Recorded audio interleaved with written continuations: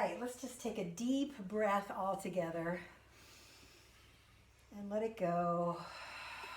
Let go of the day, the week, the month, or even this year, as they say on Friends. Take another deep breath to bring us right into this moment, letting go of everything that's coming later. We just sink into this beautiful space where we are together through technology, which is an amazing gift to us. We're grateful to have Michael here this evening sharing his music, and I'm grateful to have you out there in the world to join us. So grateful. I'm Reverend Asha Burson-Johnson, and my preferred pronouns are she, her, and I'm the Spiritual Director for Center for Spiritual Living, Port Angeles. So we are here on a lovely, beautiful spring, almost summer evening. We finally got some sun today, which was great. It's just starting to kiss the tops of the trees as it goes down. So we're going to sink in a little bit. We have no announcements tonight, except there's no announcements. That's my announcement. And we're going to read our vision and our mission together. I invite you on the left side of your program to read with me if you choose. Our vision. We are an open, safe, creative, affirming, and thriving spiritual community where we experience divine love and connection every day. Our mission. Through spiritual, artistic, and social gatherings, we experience and express divine love. Our intentions create ripples of compassion into the world. Our opening song is Love in Everything.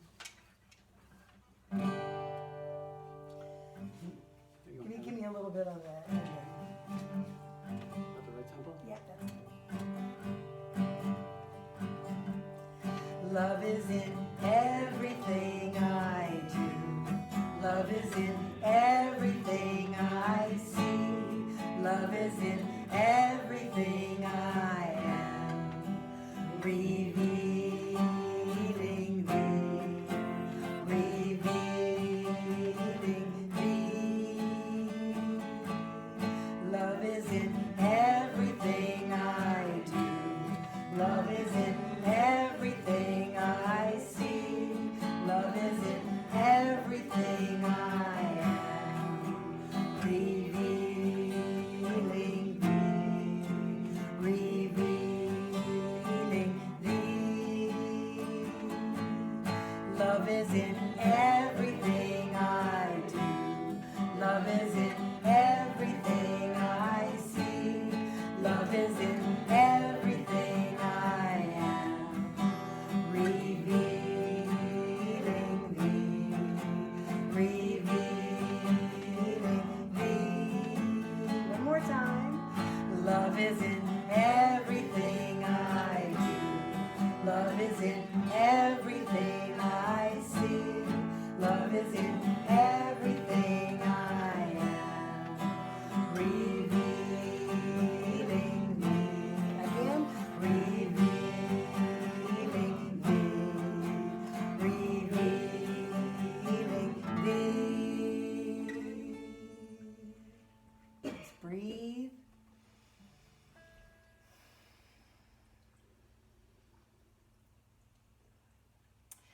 Our practitioner this evening is Shirley Grace, only she has no voice. So I am going to be our practitioner for this evening.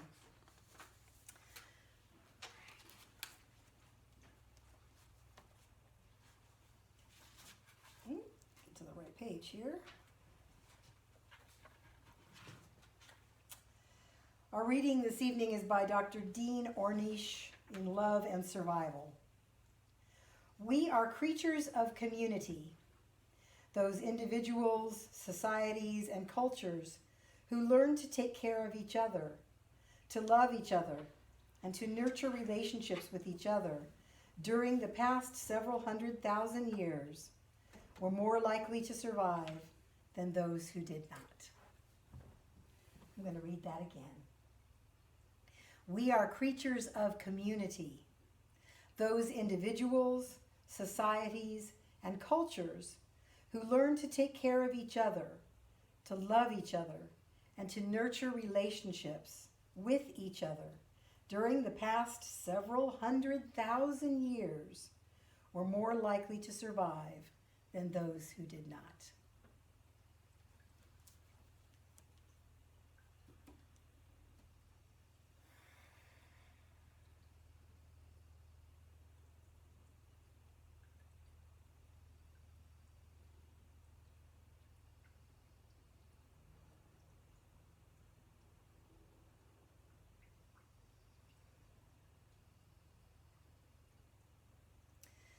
I sink into this moment. I sink into this now moment where there is only the divine life. I hear outside my door the faint trickle of a fountain that reminds me of the flow of life. I feel the pulse in my body, which reminds me of the heartbeat of life. I feel the amazing web of connection that reminds me that I am part of all of life. I am deeply grateful for this community, both here at Center for Spiritual Living and the wider community of humanity that is ever daily stepping into healing and wholeness and a fuller expression of our true oneness. And I am so grateful for that. I release this time together this evening, knowing that it is already perfect in the divine mind, and there's nothing for us to do but to rest, be in community, near and far, and relax and let go. And so it is. And so it is. My turn? It's your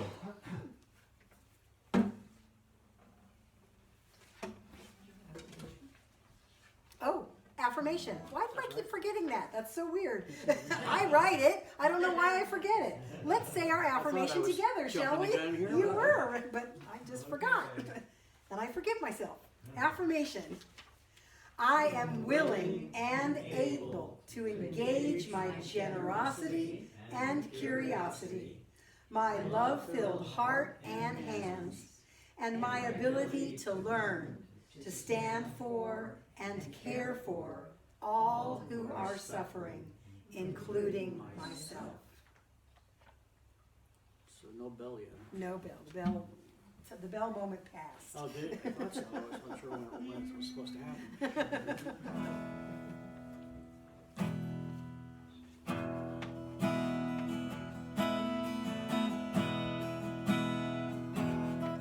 When challenges confront you, chaos rules the day. You don't seem to have the answers, and you just can't find your way. When your patience has escaped you, and you just can't seem to think, and nobody seems to be there, and you're standing on the brink.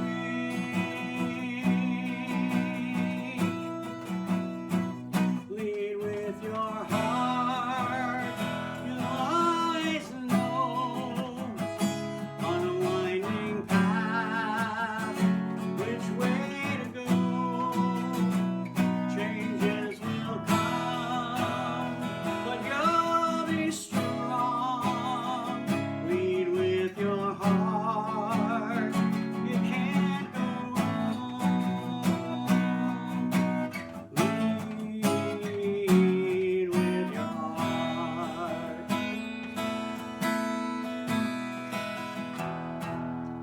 When your patience has escaped you, and you just can't seem to think, and nobody seems to be there, and you're standing on the brink, and you're you just can't find a friend, and nobody seems to be there, and you're ready to abandon. Lead with your heart, you'll always know,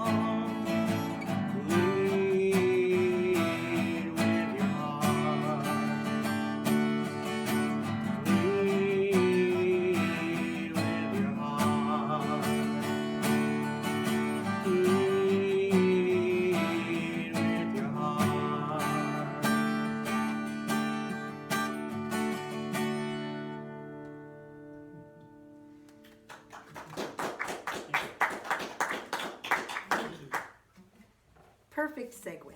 I love that.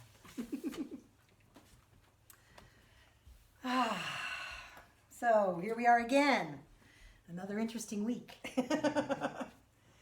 We are on maxim number 12 today. Take care of each other, which seems very fitting for right now, right?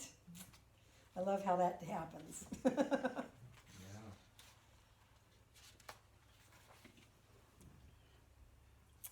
I'm going to go right to this page here. What page was that? 130. There it is. Should have brought my glasses out. Book has tiny, tiny print. So I'm going to start talking about the subject of how we take care of each other. In improvisation, it's a very important rule to take care of each other. That there really is no leader and followers in an improvisation group or class. It's a flow. So somebody's the leader for a minute, somebody else goes in a direction, and then that leader becomes the follower, and it just continues to flow. It kind of creates this amazing magical space where everybody gets connected in this amazing link that it's very subconscious when we begin to pay attention to the other, to each other, in a different way. This one gentleman was talking about that he was watching a lot of television, and he said, when I thought about all the TV that I watched, the residual idea, the central theme, is that each of us is the center of the universe, the most important thing on earth.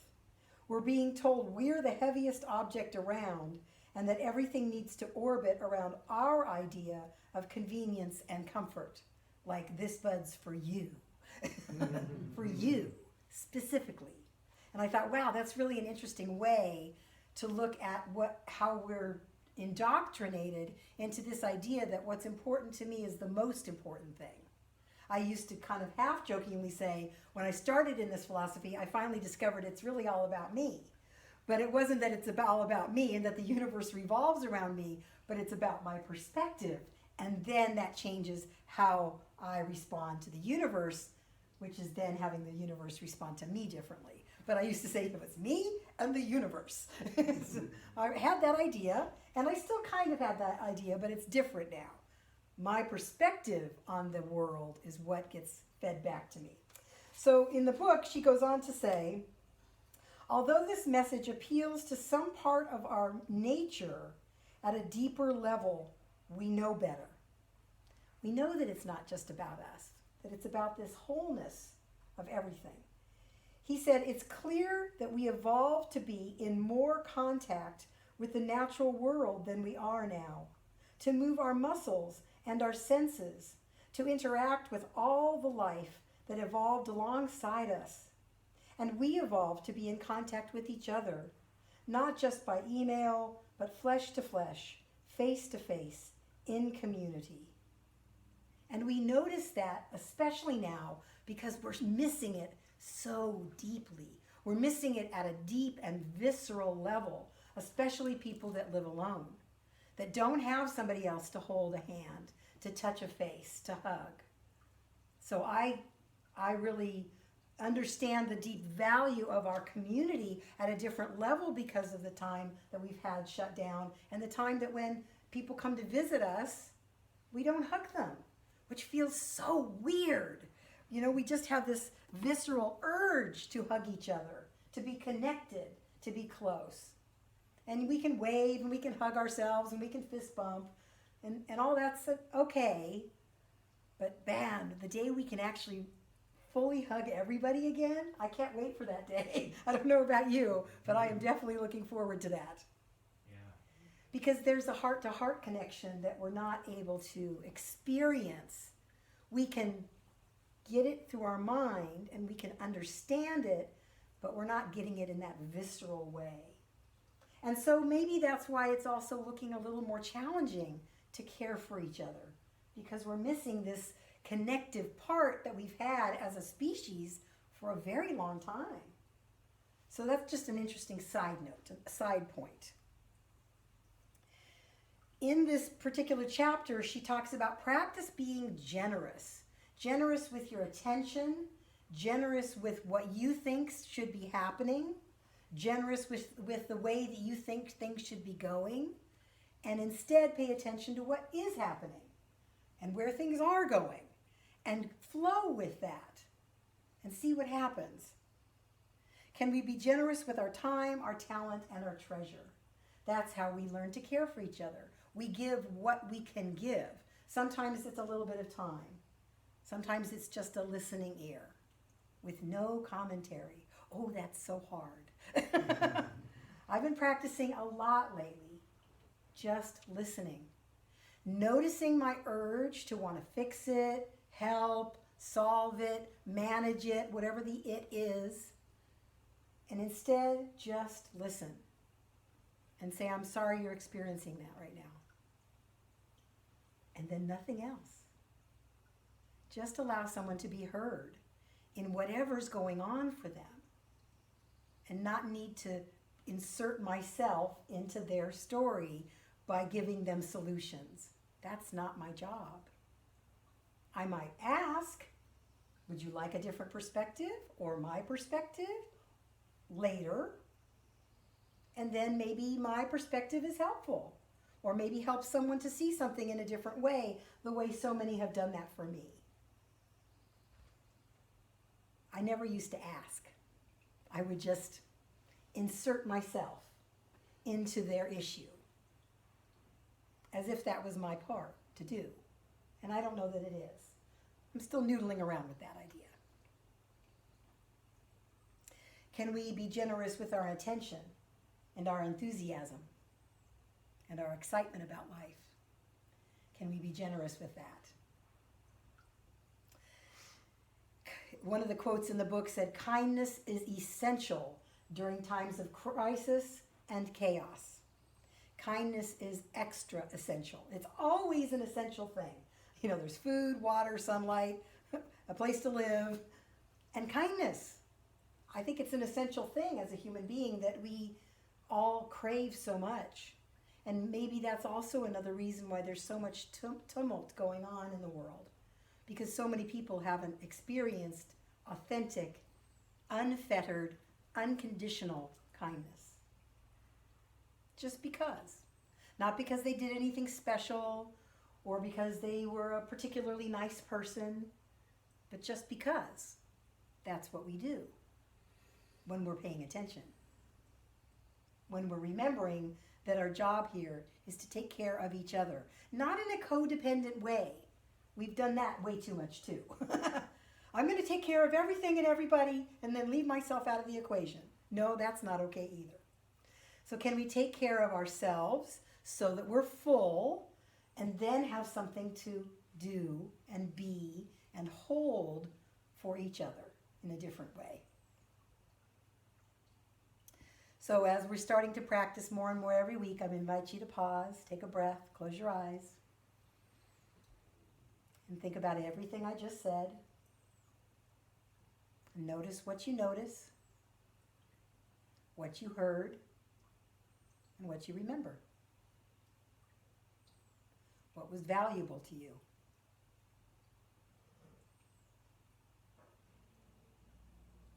Take another breath and come back. She talks about in improvisation and in life, we get to practice really, truly listening. Really deeply listening to each other. In improvisation, you listen so that maybe you can connect to something later in a scene that was used earlier in the scene.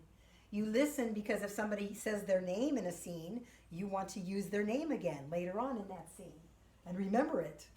That's a practice that I'm still working on these days. And this book gave me some great fodder for that. I no longer claim that I'm not good at names. I just am practicing being a better listener. And then practicing saying their name 4 or 5 times after I've heard it the first time. Because then my mouth, being what we call a kinesthetic learner, I'm a person who learns by physicality. When I take notes, my brain remembers things that I'm taking notes about because my hand is moving. It's not the same if I'm taking notes on the computer, which is weird. So when we say a name, we're kinesthetically remembering it because our lips, our teeth, and tongue are now engaged. If we just say it in our mind, that's Bob, that's Bob, that's Bob over there, then we may not remember it. But if we say, hi, Bob, it's so nice to meet you, Bob. What a pleasure to have you here, Bob. Then we're more likely to remember because we've kinesthetically taken it in. So really listening. She has people do an exercise where someone talks and tells a story for about 3 minutes to another person in a little dyad. That's two people talking to each other, or one listening and one talking. So the listener's job is to listen to this story for about 3 minutes and then to try to say the story back word for word with the inflections and the intonations and the tonality of the other person. I know all of us are going, that's impossible. I'd get distracted after a minute and a half or maybe 60 seconds. It's a great practice. It's a practice they use in counseling. What I think I heard you say was, na, na, na, na, na, and then the person just repeats back exactly what you said to them. And that's a reflection that you get to see of what you just said, which often helps us see what we're thinking differently. So it's an interesting practice with people that you know, with people that are in struggle or challenge. Tell me your story. And then everything we can do to stay fully in it, fully present, fully with them, and then say, okay, I'm going to try to say all that right back to you. Are you game? Here we go. I've done this at a women's retreat a long time ago as a participant. I got to meet somebody I'd never met before. They told me some stuff about themselves. I told them some stuff about me. And then our job was to introduce each other to the group. Hi, this is Betty. And she used to be a podiatrist. She's got 3 kids. And then we realized how much we didn't listen. Oh, there was that thing you said about that guy, We recognize, and the other person, if they were nice, would help us a little bit along. I said about my school that I went to. Oh yeah, the school thing. But we get to notice how much we don't really listen. We listen to respond. We don't listen to hear. And I think right now, that's so much more important, right? With what's going on in the world, with what's going on in our country, it's ever more important to listen so that the other person feels heard, and not listen so we have something germane, important, or cogent to say, but to be heard. Think of times in your life when you've been fully listened to, fully heard, especially if you were in real upset or trauma or panic or fear, to be really heard in that moment, and how that grounds us and allows us to breathe and let go of whatever it is we've been carrying. What an amazing gift to give to each other, and an amazing way to care for each other, to actually listen and not be jumping ahead to, oh yeah, I want to talk about that point, and I want to tell them this. Wait. If we wait until they're all done, then at the very end, whatever we add or say probably has a much better chance of actually being valuable to that person. I used to notice in my former spiritual center where there were a lot of people, 200 or 300 people on a Sunday. And we'd be in the community room afterwards, and somebody would come up and be talking to me, and I'd be talking to them. But if somebody behind them was somebody that I knew, or was kind of, indicating they wanted to talk to me, my eyes were constantly going to that other person. And my attention was constantly going to the other person, not the person I was talking to. And I finally recognized that in myself. I'm going to the next moment, and I disappeared from this moment, right here. I'm thinking about what's next instead of what's here. And that became a powerful teacher for me. Again, something I have to practice all the time. All the time. Practice is good. As a musician, you've been playing your whole life, right? Mm-hmm. You still practice? Yep. Yeah, all the time. The fingers need to remember what they're doing. Oh yeah, how'd that song go again? Even the ones we write, we have to play again. So we remember. Even more so. Even more so often, yeah. That one sort of sounds like that one that I did, and let me make sure. Yep. So take a pause, breathe, notice what you notice, notice what was valuable.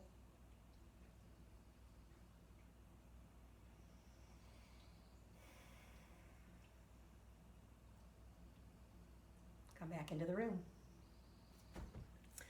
I've got a couple things to read tonight. I've been getting so many wonderful things that just keep flowing across my eyes in the last several weeks. This is a shortened version of something that came across my eyeballs in the last couple of days. It's by a woman, Dr. Nandi Hetenyi. It's a cool name. Hetenyi. And she said the title is called Let Grief and Shame Wake You Up. I'm like, ooh, that's an interesting title. So I didn't paraphrase, I took her actual wording, but I took out a bunch and rearranged it a little bit. So just so I give full credit where credit is due, I've tweaked this, as I do sometimes. She says, much of Western psychology is white psychology that we have been using to weaponize ourselves so much, and we cannot see this. If we do, it makes us fragile. It is incredibly disillusioning to awaken out of a coma and realize that we are not who we thought we were. The world doesn't work the way we thought it did. This is the entry point, initiation, if you will, of the grief process, the maturation process. For us to be able to grow up, the bubble must burst. We need to see that and process the shock of it. Our relationship to reality and society is dying. We must follow this road into the polarities that live within us. Educate, read, watch movies, listen. Taking action involves doing the inner work of sitting inside the polarizing desire to be good, a narcissistic desire, whether covert or overt, and our deepest fear of being terrible people. We must face the reality of what this world is and is not. We must surrender how we have benefited from it. Grief is the only thing that can bring us through this incredible fire towards something that is more true than we have ever known before. The grief is a necessity if we want to be more available to create something new. She says, I see this in myself. The grief of seeing my own unconscious racism and the desire to be good. The pull for validation and the pull to tell the truth. The fear of sharing my truth and the unraveling of all the gaslighting that has formed me as a person. It has trained me that in some way this is acceptable in society, education, and relationships. Grief is greatly alchemizing. Make time to grieve. Learn what it is to grieve, what it is to be afraid of yourself, of death, and change. What are you afraid to feel? Things we have been trained to fear are precisely what we need to feel right now. This is the hero's journey, to slay the dragon that makes us blind. Take a breath on that.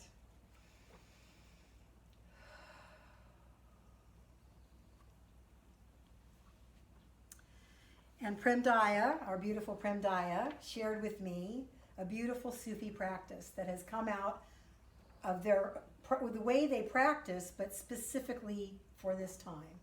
And if you would be willing, I invite you to join with me. It's a breathing in and a breathing out. So on each breath in, I will read something, and on each breath out, I will read something. Sometimes the breathing ins are a little long, so if you need to take a breath in and out at the same time, that's okay. So I'm going to close tonight with this Sufi breathing practice. So I invite you to ground yourself. You can close your eyes if you choose. You don't need to see me to do this. I invite you to root in to yourself, to the earth, to the grounding place, the wholeness of life. We invoke the source and center of all life. Praise be to thee, creator and sustainer, mother of the world, mystery of the cosmos, light of understanding and healing. Give us strength. Bathe us in thy holy wisdom and compassion. Breathing in, we turn toward and open to the suffering and injustices that have taken place in our country and the world. We encourage ourselves to really feel the actuality of those fearing for their lives and the lives of their family members and of those sorrowing and suffering. Breathing out, we send support and protection.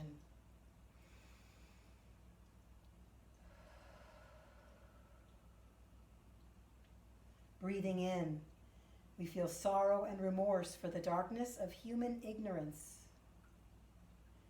Breathing out, we vow to purify our ignorance with action. Breathing in, we feel the outrage and the passion to stand with and protect our fellow human beings of color. Breathing out, we offer compassionate action to stand with and protect those being mistreated. Breathing in, we are motivated to look with penetrating awareness at what moves the shadow of our minds and hearts, and look for those places where we have been unconscious, ignorant, and uninterested in cultures, ideas, and peoples different from ourselves. Breathing out, we vow to purify our ignorance. Breathing in, a revivifying breath. All remnants of bias and prejudice and bigotry are cleansed with holy light and our sacred intention. Breathing out, a purifying breath to restore our essence. Breathing in, we are flooded with strength and resolve. Breathing out, we sincerely aspire to bring more harmony, more love, and more beauty to our world. Breathing in, we establish ourselves in wholeness and loving kindness. Breathing out, we know that a peaceful atmosphere is a powerful presence. One more deep breath in. One more deep breath out.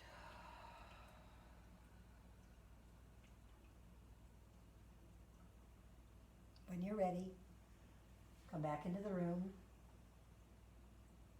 Thank you for participating if you chose to.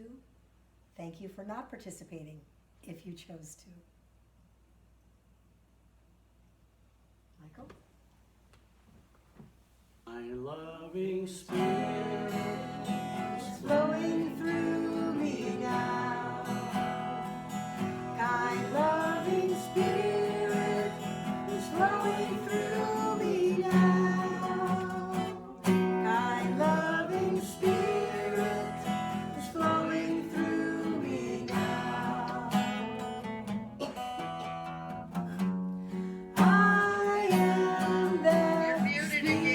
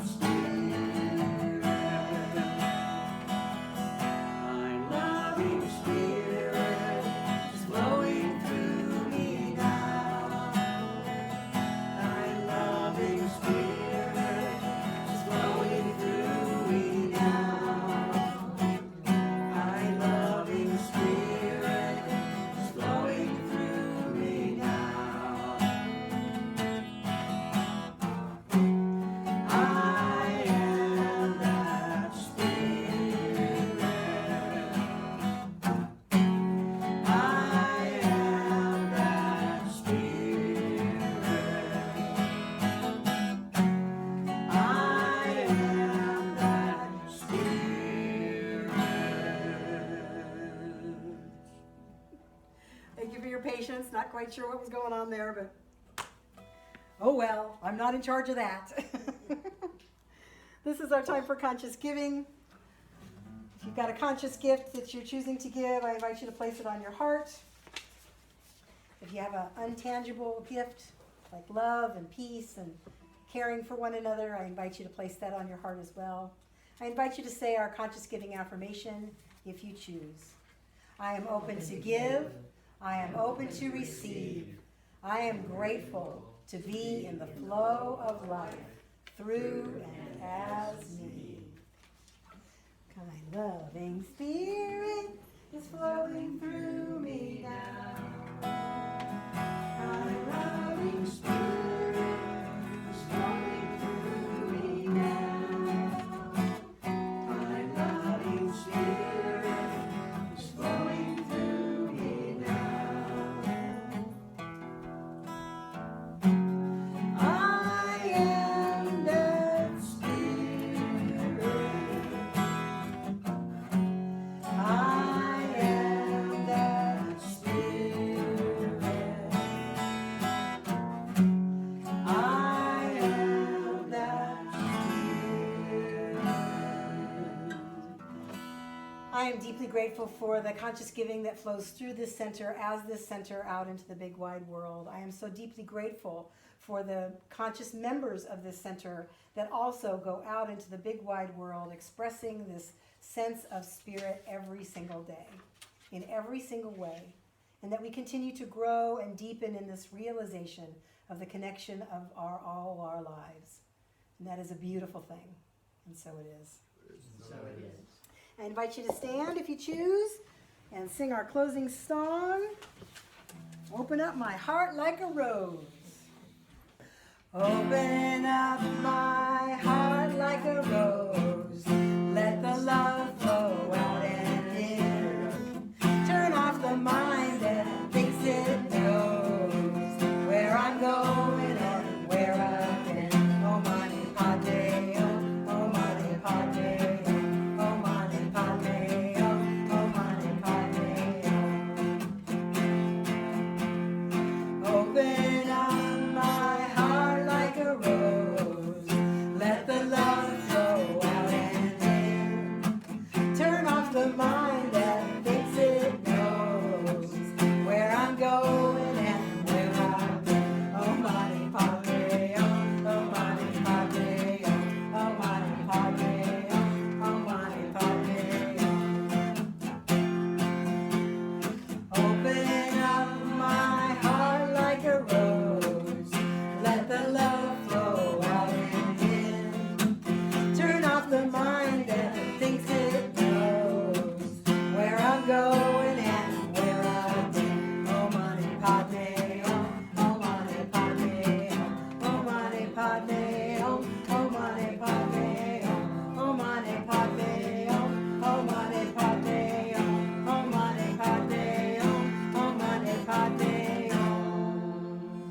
We did it! Yay! It all works out in the end. I know, but now you'll know it. This is Michael's first time doing those songs. Thank you for joining us. Thank you, thank you. We're so grateful to have you in our lives and in this world. You are a blessing in this place. Mwah, mwah, mwah.